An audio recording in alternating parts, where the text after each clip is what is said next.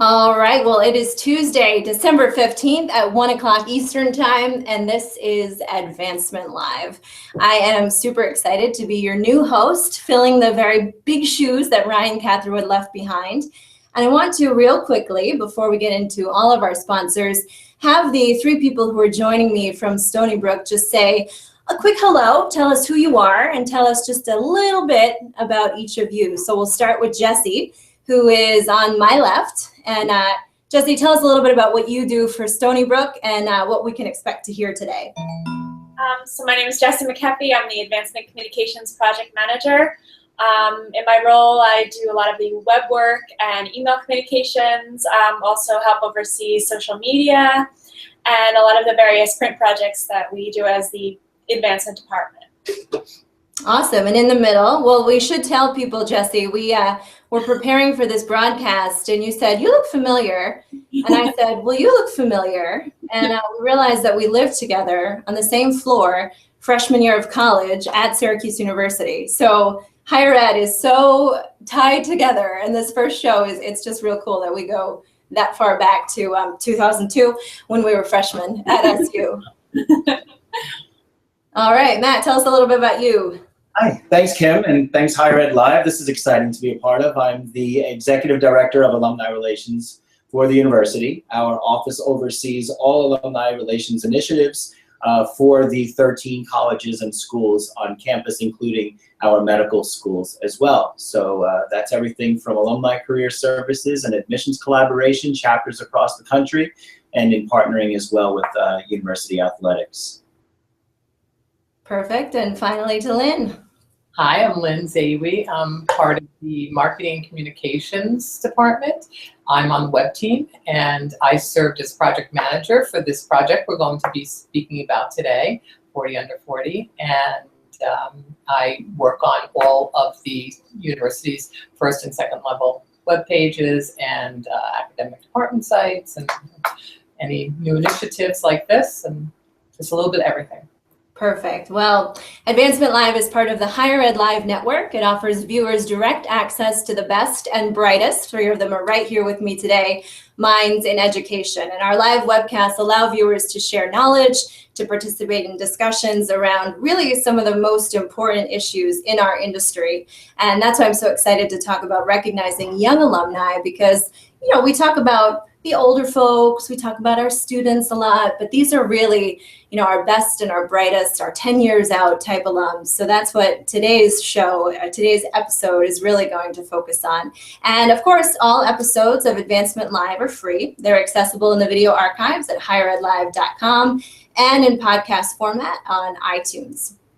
And today's live broadcast is made possible by Omni Update. Creatively showcasing the achievements of your alumni can have a huge impact on your institution's recruitment efforts. And we know that Stony Brook University really took creativity to new levels. It is so cool when we show you this website that you guys created.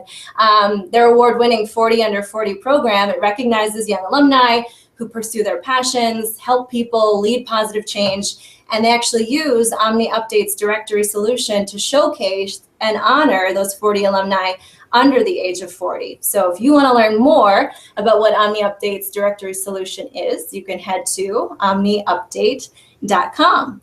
And it is also important to note to you this afternoon, before we get into all of our questions and answers, that today we'll talk about iModules and how they worked with DePaul University to boost their young alumni participation. They beat expectations by 52%. And we did just tweet a link to that case study, so be sure to check it out. Young alumni participation, engagement, the topic du jour. Be sure to check out what iModules does. And finally, Higher Ed Live is produced by M. Stoner. That's a marketing and communications firm that works with education institutions on branding, strategy, web design, and more. In higher ed, the degree is the product. Your program pages are some of the most marketing critical on your website. And if you're interested in getting M. Stoner's model to building effective program pages and spending quality time with one of their experts, check out the link we just tweeted, and you can learn more about M. Stoner. So you already met Jesse, Matt, and Lynn. I am so excited to have this as the topic of my first official episode as host. I want to make sure I'm going to kind of be on Twitter at the same time as I'm asking questions and listening to your answers, and really want to make sure this is an engaging show where you, the audience watching at your desks as you eat lunch and kill stink bugs, which I just did about 30 seconds before this show started, that you can participate with us. And if you use the hashtag HigherEdLive, I will be able to see your questions and answer them. So without further ado, let's talk about this program. This website just blew me away when Ashley sent the link to check it out and say, how about a show on Stony Brook's 40 Under 40? So Matt, I'll go right to you. What is this program? So our 40 Under 40 Alumni Awards program is an annual Alumni Awards program that we host in New York City. It's sleek, it's fun, it's trendy, it's to be and be seen type of an event. We find we have some of our greatest success in alumni engagement in New York City. So there's really no better place to have it. And that's part of what lends itself to being so attractive rather than coming back on campus. And this is our effort to honor 40 of our most brightest, most innovative, entrepreneurial, spirited young graduates who we all know are very hard to pin down. And even in those 10-year formatted programs, 5 years is pretty easy, but that last 10 years when they really truly start to find themselves and fold into their own is when it's really most hard to engage them. And so this is an initiative that we rolled out that found early success.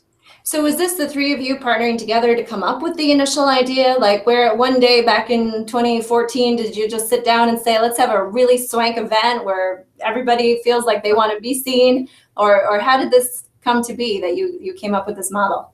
Yeah, what's most fun and what I know lends to its success is that it's one of those alumni engagement initiatives that truly weaves through the fabric of the entire university. And so while it's led by advancement, we rely heavily on the strength of our colleagues in communications and also our faculty and longest standing staff members who in many cases have continued relationships with some of these alums who might be the hardest ones for us to get a phone call with or an email exchange with. So a few years back when Dexter Bailey, the Senior Vice President of Advancement, and I were talking about the future of our program and the design and what's going to grab people's attention, we were reminded that Stony Brook is very young. We're 58 years young. And more than half of our alumni base is only in the last 20 years or so, 15 to 20 years. And so it reminded us that we really need to play to that strength, and where we had other alumni programs that were starting to become stale and the event was lacking attendance and we were celebrating only 2 or 3 alums, we can, with the same resources, do the same and celebrate 40. 40 who are really the poster children of sorts to how Stony Brook has found its success in the 5 decades to establish itself as one of America's top private public research institutions. And our alumni carry that torch. And so it was overdue, quite honestly, that we recognize and celebrate them. Was this a model that you saw at another school and thought, hey, we can do this? Or was this really? Yeah, we had seen some other programs whose names escape me right now, dabbling in this sort of thing. Some just do it as a PR listing, and some do another event on campus. So we kind of caught up with what they're doing and found out what we could do and how we can do it to serve our constituents best. Lynn and Jesse, anything to add in there in the whole initial planning process? I've got some specific tech questions for you ladies, but anything about the initial part? Well, I feel that we got involved after this event existed for a year, right? It was the second year. They had the first event and they put up a page on their website, and it was just a page that listed the nominees and I think they had a Twitter feed on there, a couple of things. And then they came to us and asked, what can we do to make this a more elaborate site?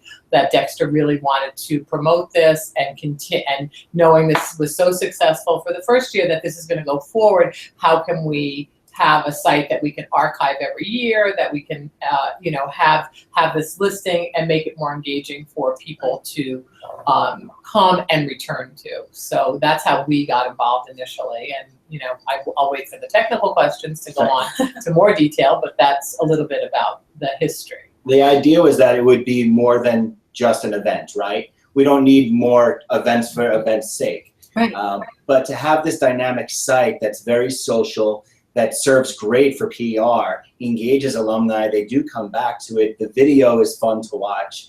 And we use it throughout the entire year now, from when we do that event and we have new awardees to promote alumni success stories on campus and in our newsletters. And so there's long reach now where many other events, the award is the event and then it's kind of over. Right. But we're fortunate to enjoy 12 months of this. We did launch the website right in time for the nomination process to just build up a lot of buzz for the website, make people aware of it as they nominated, and that way we had a way to just drive people to the site right from the beginning. And there was a lot of features on the site that really made it an interactive process to nominate other people or nominate themselves through social media and other channels. So you mentioned nominating themselves. I know that's a concern for some schools in doing a program like this. What happens if we have nominees who maybe we don't feel rise to the level of this type of award, or they shy away from these programs because, ooh, how do we let our alumni down, or how do we just choose 40? Matt, did you have those concerns, and then B, how did you address them? Right. Yes, there's always that concern, but we treated it really like any other time you're working with an alum and have to kind of give them some customer service because they're disappointed in something. For the most part, a few people who have chirped up saying they didn't get it, they also then look at the list and they realize, that they were in very good company just to be nominated. Right. Not to sound cliche, but it is an honor to be nominated when we can tell them, yeah, but there's 20,000 people in this age bracket and you were one of the 300 nominated.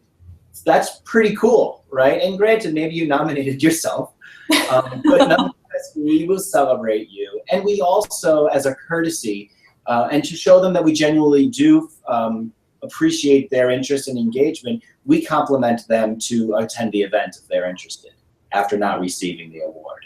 Oh, well, that probably helps boost your numbers too. A few people have taken us up on it, not many, but it's a nice olive branch, and it's really something that I think we can say, they're adults, right? Someone doesn't get the Emmy Award. Do they drop out of showbiz? No, right? They try again. They try again next year, and we do let them know that you were nominated, and while not selected this year, you will still be considered next year. And so if you have some new success or achievement over the next 12 months, please be sure to let us know so we can update your profile. And I think that's great that they know the longevity of it, that this is not a one and done type event, right? That this is something that you're going to put resources towards for, would you say, the foreseeable future? Absolutely.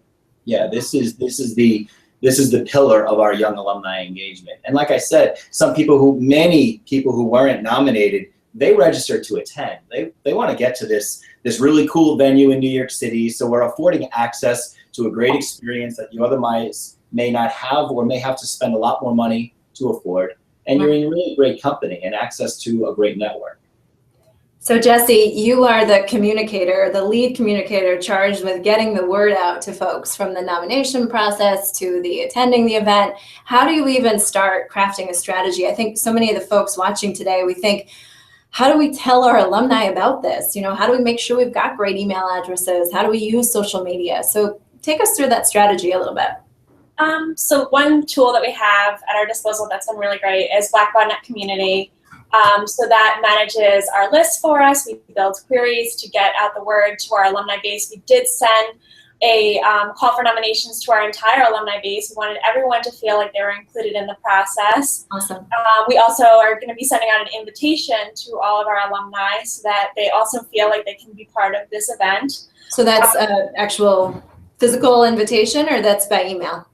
By email, but we do design a really nice invitation that keeps with the look and feel of the website, just to, really make this look like the event that it is, a really great, classy event. So we also have been, for the last year since the event took place last time, we've been promoting it on social media. We've been featuring an honoree of the week, linking, if we had video from them last year, we would link to that. We also put that up on TV screens across campus just to make our faculty and staff feel like, to let them know about the event. There's obviously a lot of great alumni that they've mentored over the years, so we want to make them feel like they're part of the process, Right. and that they do have a way to recognize all the alumni that they've mentored over the years. And the website really was our greatest resource and tool for promoting the event. We have a video on there that really captured sort of the feel of the event from last year. We have social media feeds with anyone who wants to promote the event through the hashtag, or that they were part of the nomination process. They can submit something over the web, and then it feeds into our website. And we did do a tweet wall last year, which was really cool at the event. So while people were attending and interacting and posting to social media, there was a big TV screens throughout the event where they could see the activity going on around them. I love that. I'm just tweeting out the website using the Higher Ed Live hashtag. And just as a reminder to folks, if you have any questions or if you want to weigh in with something that you've done to engage young alumni, make sure to use that hashtag Higher Ed Live. And we did just post out to the beautiful website that really, Lynn, is this your baby? We do a lot of things with advancement, so we have a lot of babies right now. Yeah. Quite a full house. This was a great project for us because it was a little out of our standard templated sites that we do for a typical department or whatever. So we like to be able to. We have a great designer, Lauren Mossmeyer, who does beautiful work, but the templated sites she doesn't get the opportunity to use her design skills as she does on some new project like this. Okay. And a fantastic web developer, Josh Palmieri, that really helped to get this to where it is now. And I think the team effort and we work very closely with Advancement on, as I said, a lot of our projects, and they're very organized. They are providing us with the content. We had a lot of meetings to start with to see what they really wanted the site to be able to accomplish. And we did partner with Omni Update to integrate it into our CMS because it was important for them to be able to maintain, and us, because we don't want to have to maintain the content, to have it done in a way that they can easily add the honorees from this year, from the next year, and they can easily update the site with some back-end properties to change from the nomination period to the voting period to just the listing of the nominees. We were able to use Google Forms to sort of have a spreadsheet so everything is submitted through a Google Form, and then they manage that within Advancement. They can manage all of that and output it back onto the website to have the list. So that was very useful. And Omni Update has a directory module that we haven't really used much of, and this is very different than what they usually have, a faculty directory, but we said to them, can't we do that? We want to do this. It's sort of like a directory because it's a list of people. We want to categorize the people. So, one of the things that was important to Advancement is to show all the different categories that these people fit into. So it's not just 40 people, that they're in all different industries. So we added the categorization where you can filter the people sort of down at the bottom of the website. And then you can filter them to see, a specific industry or business type. And that fit with what Omni Update was doing for directory and filtering. And so we worked with them to sort of tweak what they had and get exactly what we wanted for this site. And so this is all in-house, like you have? In-house, other than the parts that Omni Update helped us with to integrate it to the CMS, but it was all designed and developed in-house, yeah. One of the really great things can we hire you? Because this is awesome. Matt, we're gonna take her, sorry. It really is. It's a phenomenal. Hopefully everyone has had a chance to click onto it, and the video that's moving, even their headshots, did they provide those themselves, or that you took some? Or I can't even imagine the gathering process of all these photos and videos. Kind of take us through that. It had to be hours. I'll let Jesse speak to the headshots, but that was one of the things we said to her at the beginning, is we're going to need good photography for this. And we didn't really have great photography for every single person, but we made it work for the ones that we had some photos, but they weren't as good. And I think it came out, it worked out, even though we didn't have high-res images for some of them. But I think having that video, they had a video of the whole event, and then we asked them to just give us a clip for that opening scene on the website, and it gives you the feel of that hustle and bustle in Manhattan and the feel of the event. And I think that opening screen was really important to just sort of introduce you to the website and what they wanted to project, the feeling that they wanted to project. And then you can click on it and watch the video and hear the sound of the video, which is a great video, just too long for an opening scene. But Jessie can speak to the photos, because that was a little bit of an interesting challenge. The photos are one of our biggest challenges. We did have a very limited time frame as well with our first year and putting the program together and everything being so new. So we did give them a lot of time to send them in, but it's still one of the more difficult things, people having high-res photographs of themselves that really work for the website. And it is one of our bigger challenges, is getting them all in time and making sure everyone's happy with them and that they really stand out on the site. And now, knowing that we need them for the next one, they can ask for more specific thing. This didn't exist for the first one, so they didn't go and ask every single person for the right size image. So now I think it'll be a little easier going forward because we know what we want. And the bio, they sent you bullet points, and then you created a bio? We created them ourselves. We did a lot of research on each of the honorees and put them together on our own. And then we would verify, with them before it went live. But yeah, that was our own content that we put together. We get a head start on the bio because really we're letting these 40 know that they're getting this award, and simultaneously we're building to announce this year's recipients. So, and that's why, again, Jessie mentioned, we email the entire list of the event, because it's also our PR plug. And a lot of people will say, like, I can't go to the event, but I'm so glad I got this message because, wow, I'm really proud to see the type of people who go to my alma mater. The photo and bio is really the tightest time crunch because we want to get this new page up and running. And, even though some of these folks are getting the award, it doesn't always mean they're very fast to respond. So we do have a writer start curating a bio, then they'll give us a little more that he or she will pepper in and to complement what they already drafted. And then almost as they're sending us their photo, we're spitting back to them, here's your bio. How does this look so far? And these are very busy people, as you can imagine. Yeah. So it is a little difficult making sure, they have enough time to give us what they need. So. Like the baseball players, we're not really working with them, we're working with their agent. And we have to rely on the baseball coach to help us get back in touch with the player because they're so highly managed. But this is where it becomes a really university-wide effort of who knows these people, who was their favorite professor, who was their coach, and that's how everyone kind of gets excited about it. So the event in January, oh my goodness, is a month-ish away. When will you then announce who's receiving the award this year? This week. Oh! Yeah, this week, but I need some more photos. I gotta go get. Holy, so you are deep in the throngs of it. What a timely episode. Awesome. And how do you alert folks? You may have touched on this at the very beginning, but how do people find out that they've in fact been, selected to receive this award? Right. So it's a three-prong. For us, it's how we divvy it up. When they get nominated, they get a personalized letter, as well as then a follow-up, because we always aren't sure if we have the right address. But for the most part, we've been successful. They get a personalized letter signed by the Vice President, Dexter Daly, from Advancement. And in that letter, it already gives them the hashtag, like tweet it out, start talking about that you were nominated. So that's before we even announce winners. People were buzzing about getting nominated.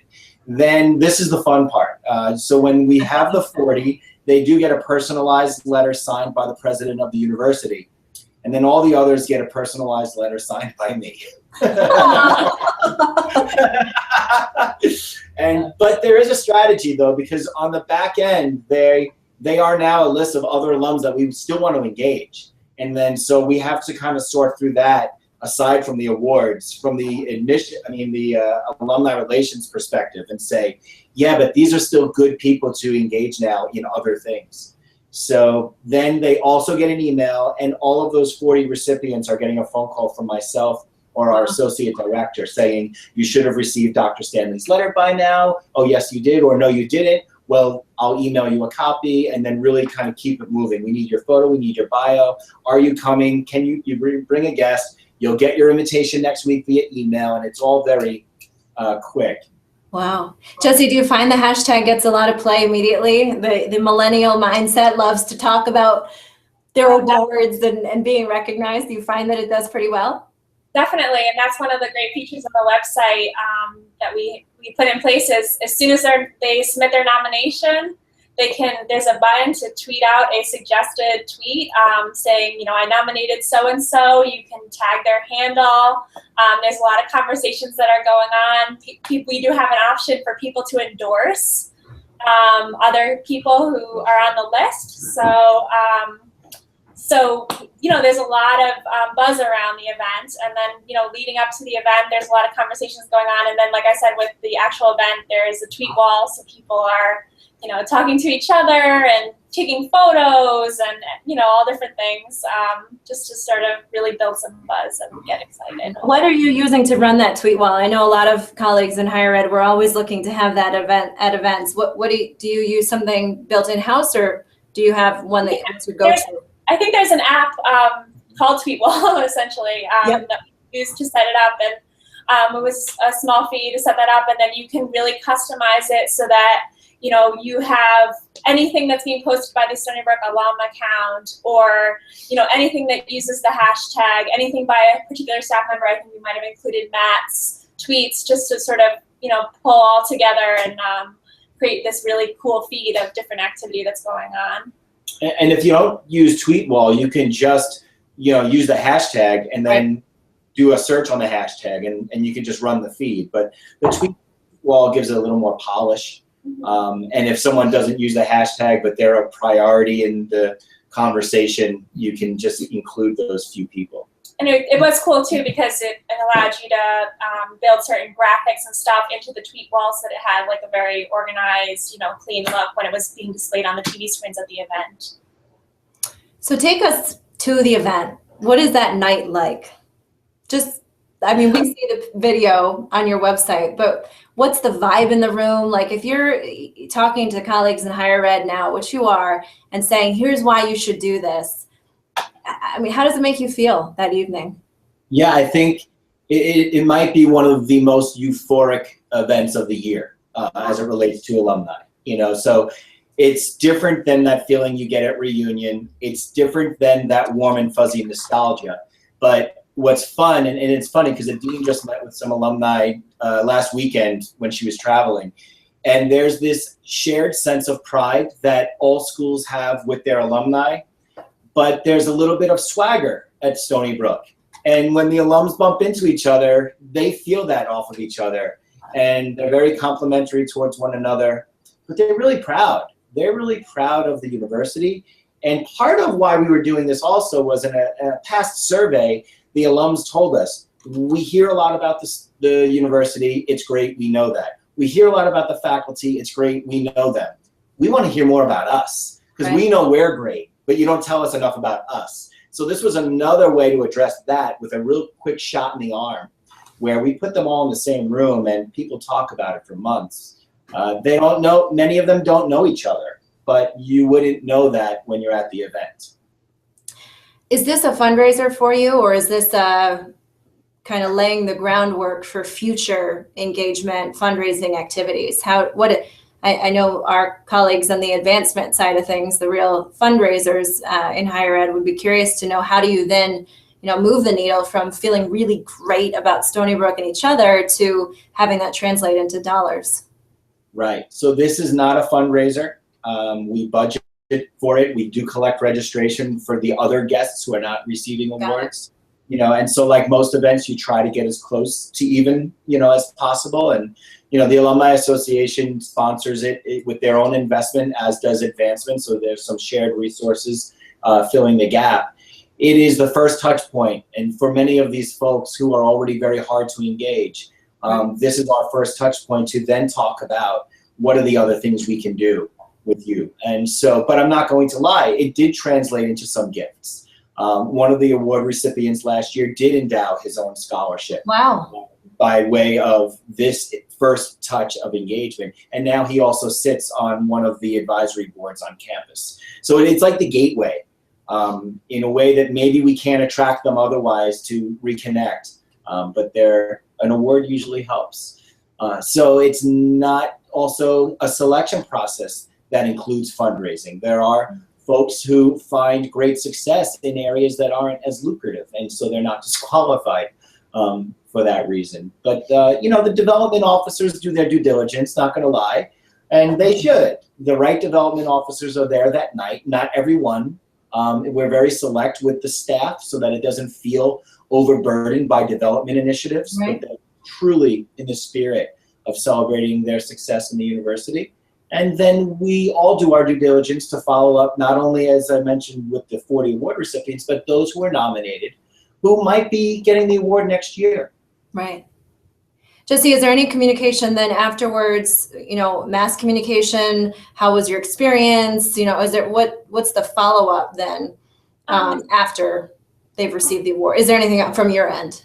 Yeah, there's something that we've been doing with all of our events, and we do a special one just for this event, but we do send out thank you emails to all the attendees, to all those who have nominated someone for the event, to a special one just for the honorees from the night.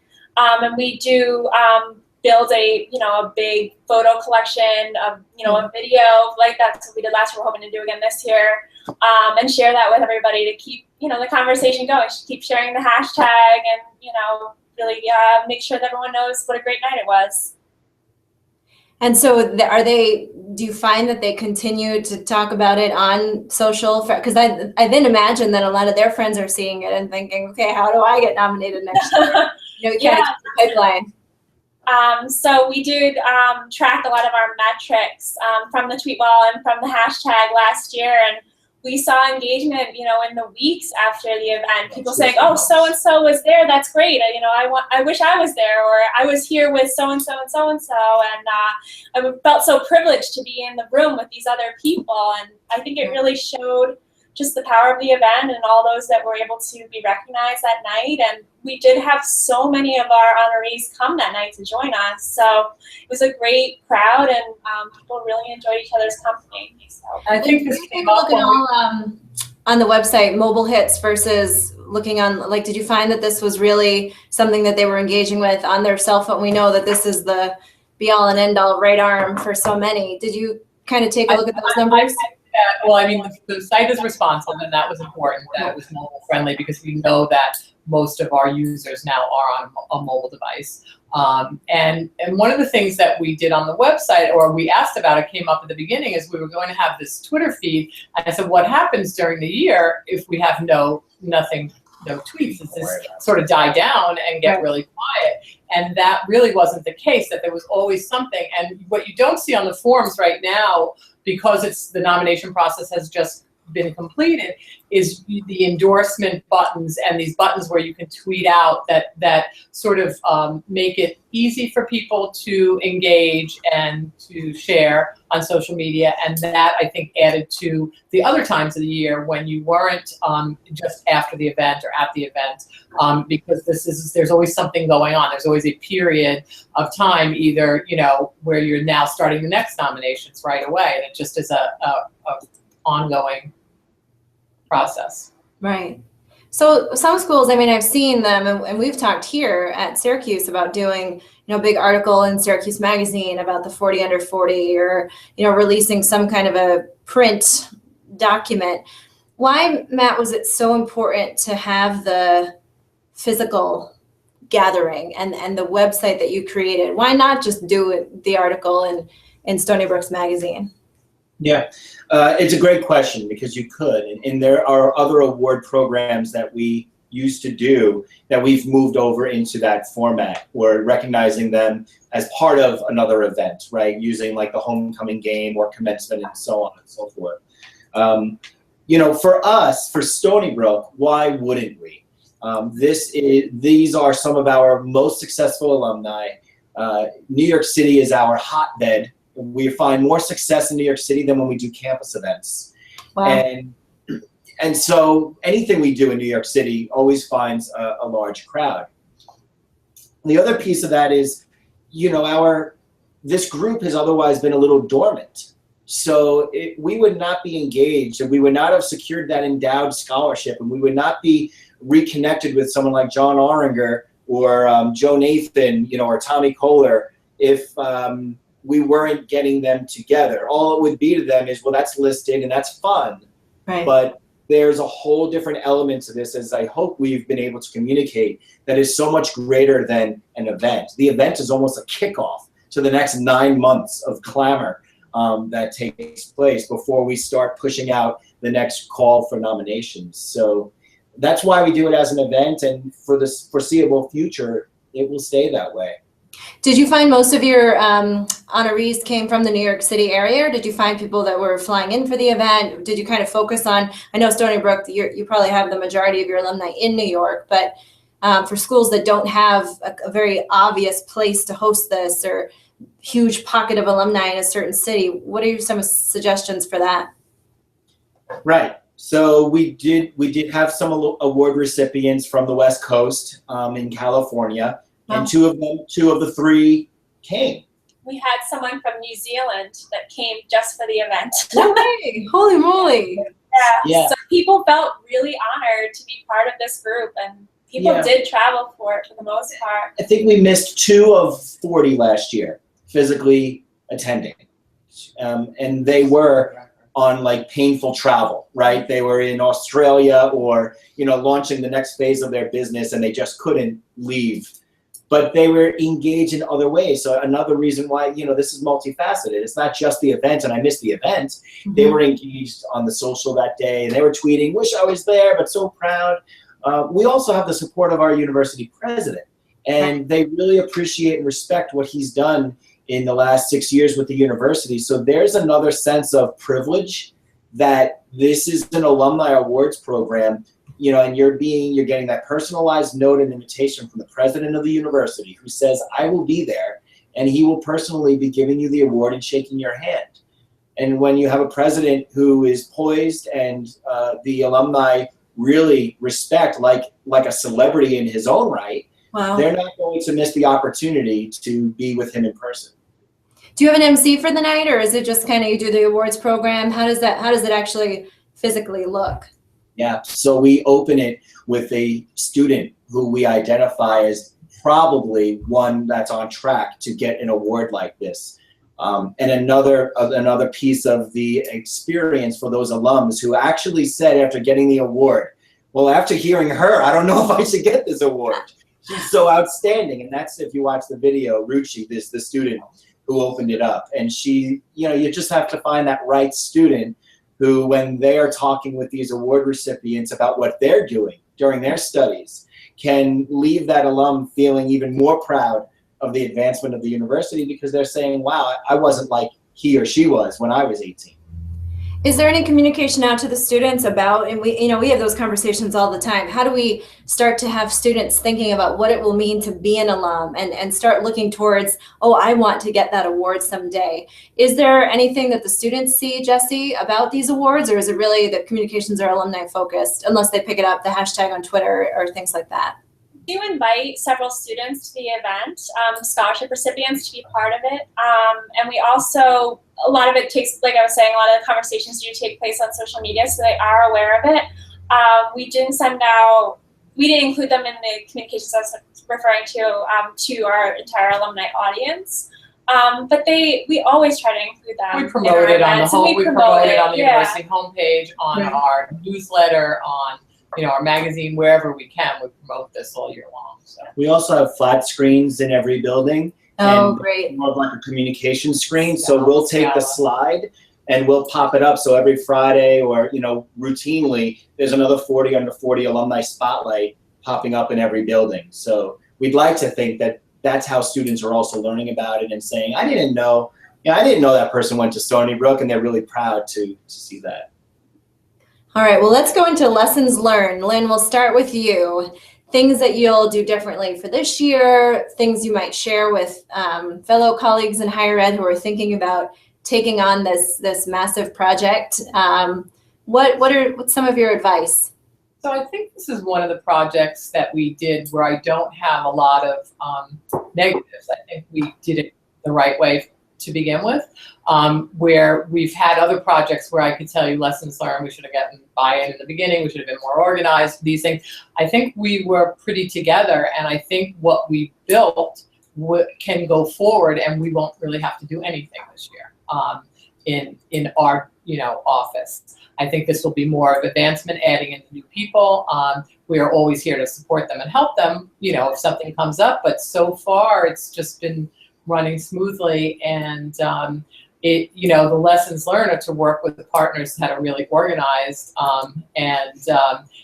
and gather everything ahead of time before you even start on the design. Have these conversations and decide everything that needs to be there, so you're not just sort of fitting things in after the design is created and development started, and then all of a sudden there's a new thing. There were some new issues that came along when the forms were being developed on how to they were tweaked and tweaked and tweaked to make them better and better and better. And Jessie can probably speak to that. She worked with our developer to get them, we sort of knew the concept of the form, but as with trial and error, he was able to add things like the endorsement button and put in those tweets and make everything very automated. And I think working with Omni Update, they already had sort of this module that we were going to think about when we were developing this and be able to take advantage of something that existed. Even though we were changing what their typical directory thing would be. And having it incorporated with the CMS, so Jessie, your photos, the bios, things like that.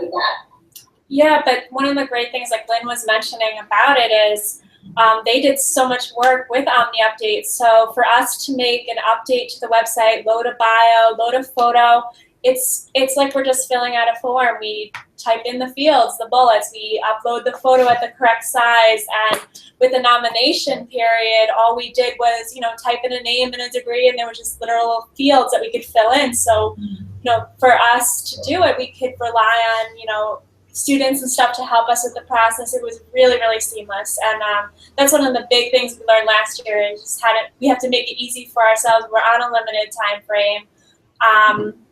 And it's really worked out really well, I have to say. And like she was saying with the forms, we were able to send an automated reply right to people who were nominating, so they would, know where they stood in the process, and that we did receive their nomination. Might take a little time to get up, but and then we could, go and do it ourselves, and it was just really, really easy to do and didn't require a lot of time. So I think taking that time in the beginning to plan this whole thing out makes a difference now going forward, because now it's very little time for people to maintain it.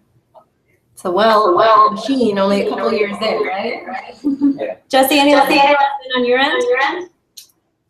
Like Lynn was saying, we really looked at what happened last year, what was difficult about it. We're still, like we were talking about before, having trouble getting the photos. That's really one of the, difficult things. People are busy. People, might not have a great headshot. And with alum, being recognized from all over the country, it's not like we can send a photographer, to each person and, have their headshot taken, even though that would be great, to have that opportunity. So we're definitely, we want to try to capture, I think, more video. If you look at the site, there are some of the honorees who we have video clips for, and I really think that was a great thing to be pushing out over social media.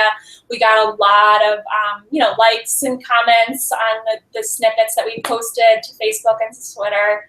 I think that's pretty much it. I mean, we really had a lot of great support from Lynn's team, and they really are a great team to work with, because they, really encourage creativity. They really helped us make it responsive, which as everyone, can see, it's a great thing that people are able to use this site on their mobile phone, able to submit the nominations on their mobile phone. It's very important, especially for this age demographic, that they can do it in a way that's, easy and convenient for them. And finally, to you, Matt, anything on your end as Executive Director of Alumni Relations? You've got 150,000 alumni worldwide to engage. This does a good job of getting started, but what have you learned in the process? It does. You do need to understand your infrastructure and the assets and resources you have available to you. The vetting process is laborsome. It's laboring because if someone's nominating, you have to, at some point, kind of validate that what they've said is true. And so, we do work very closely with prospect research also, not so much on the prospect of giving, but just to validate and truly understand the person and are they what they say or the person nominating says they are. So while we're like the front line of this and we get a lot of the opportunity to talk about it, we couldn't do this without the strength of our data services team, to be quite honest. And, it reminded us to really look at the depth. And for other programs that are thinking about doing this, is do you truly understand your depth of the alums who fit into this category? And do you feel confident that if some data is lacking, do you have it or are you able to get it? Because otherwise you could find yourself running out of legitimate candidates very quickly.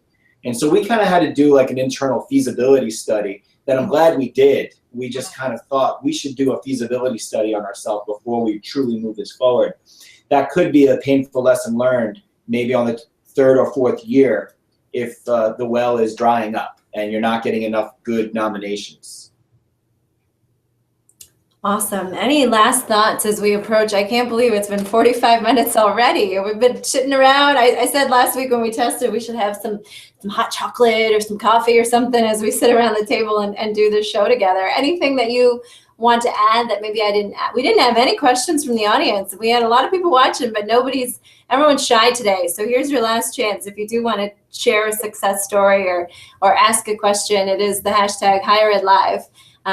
Margie down at Cornell said, really is smart. Hold your events where your alumni are. Don't expect them, having a 40 under 40 event, out where Stony Brook is located in Long Island. Does that make sense? Or do you go to where they are in New York to a really swank, nice space? And it sounds like you figured out that number 2 is the best option. I really think that any school could pick a large city. I mean, we happen to be closely associated with New York City. We're close in distance, but I think that a place that people would want to travel to, that there's lots of other things to do if they're going to make a little mini vacation of it, that I think that if any school had it in New York City, they'd get more participation than maybe on their campus. So it's not just a Stony Brook place. Awesome. Any other parting thoughts, advice for folks who are thinking, I'm like ready to start this plan for Syracuse when we get off the phone. So I love it. Yeah.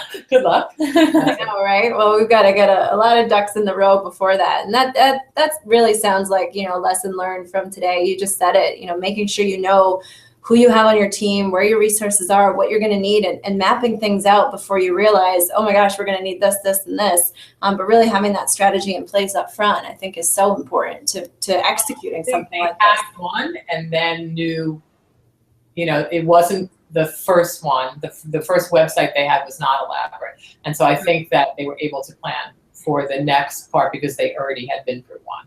So it probably is a little easier to do it that way than if you're just starting off from scratch and you don't know really the bumps along the way yet. Awesome. Anything else for the good of the order? All right. Well, then I will say thank you so much to Jesse. Go Brewster 6. For those of you just tuning in, we lived together, same floor, freshman year. And to you, Matthew Colson, Executive Director of Alumni Relations at Stony Brook, and to you, Lynn, who just did an extraordinary job with this website. For those of you who missed it, if you click on the hashtag HigherEdLive, we've tweeted a link to the website so you can check out what Stony Brook did. It really is such a huge part of this whole program, what that looks like, and inviting alumni to this incredible event in New York. And good luck to you this week as you inform your honorees for this year of, it's a nice present to get right before the holidays, right? They'll find out they're involved. So it really is, kudos to you, your award-winning program. Really neat to learn about it today. And again, I just want to say thank you to Omni Update. They were such a huge part of your program. They are one of our sponsors, and to iModules and to M. Stoner as well. And thank you to all of you who spent your lunch hour or after lunch hour with us. And I would ask you to continue staying tuned to the Higher Ed Live episodes that we produce here through M. Stoner. They really are a lot of fun, great professional development. And it's been neat spending the last hour with you. So with that, I will say goodbye from not snowy Syracuse. And thank you again to Jesse, Matt, and Lynn. And I hope all of you enjoy your holidays. Thanks. Thank Thank you. Happy New Year.